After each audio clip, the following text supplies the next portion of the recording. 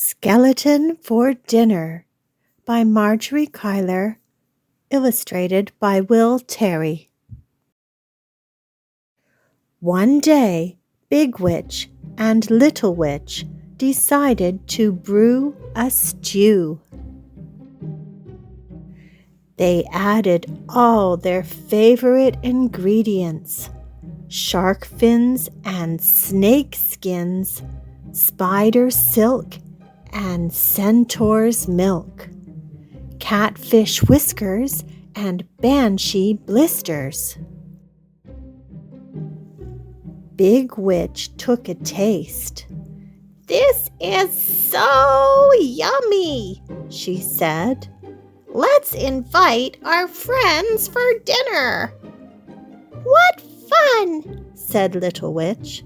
"I'll make a list. Ghost, Ghoul, and Skeleton," boomed Big Witch. "We must have Skeleton for dinner." Just then, Skeleton was clickety-clacking up the hill. As he reached the top, he saw Little Witch's list pegged to a tree. He heard what Big Witch said to Little Witch. "I think they want to have me for dinner," cried Skeleton. "I don't want to be eaten." His bones began to quake and shake. Before the witches saw him, he rat-a-bat-tatted down the hill and jingle-jangled as fast as he could to Ghosts. "The witches want me in their stew, and they want to eat you too," he screeched. "Oh, no!" wailed Ghost, and she floated after Skeleton. They scooted by the graveyard where Ghoul was shoveling dirt. "Where are you going in such a hurry?" he asked. "The witches want us in their stew. They want to eat you too," said Skeleton. "Yikes!" shouted Ghoul. "Let's go hide!" And he dashed after the others. Back on the hill, Little Witch said, "I'm off to invite our friends for dinner." And away she flew on her broomstick. But when she got to Skeleton's, he was nowhere to be seen. "Maybe he's at Ghost's," thought Little Witch. But she didn't see anyone at Ghost's house either. "I bet they're all at Ghoul's," thought Little Witch. She zoomed to the graveyard. It was as quiet as the moon. "Where is everybody?" said Little Witch.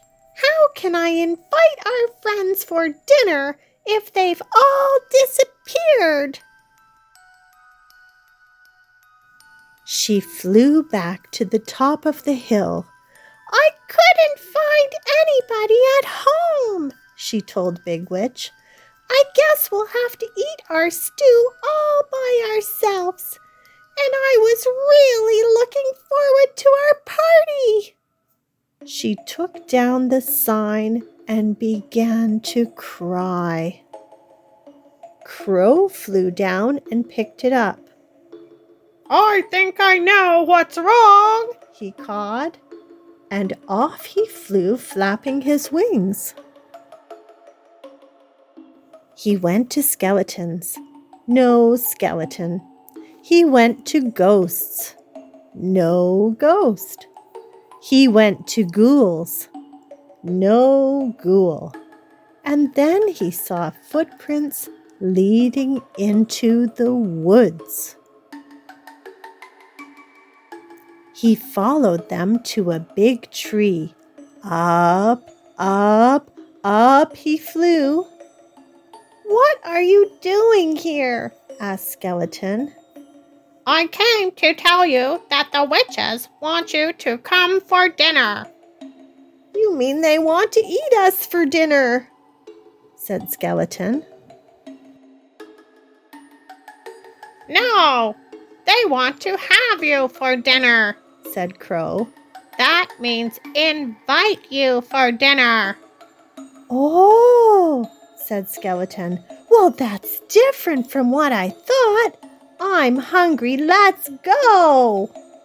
So Skeleton, Ghost, and Ghoul came down from the tree. They picked some poison ivy to take to the witches for their stew. When they got to the top of the hill, the witches were so happy to see them, their faces lit up like jack-o'-lanterns. "Come and eat," shouted Big Witch. "Have a seat," shouted Little Witch. "And we'll give you a treat," said both witches together. "It looks so yummy," said Skeleton, "that I wish I had a tummy."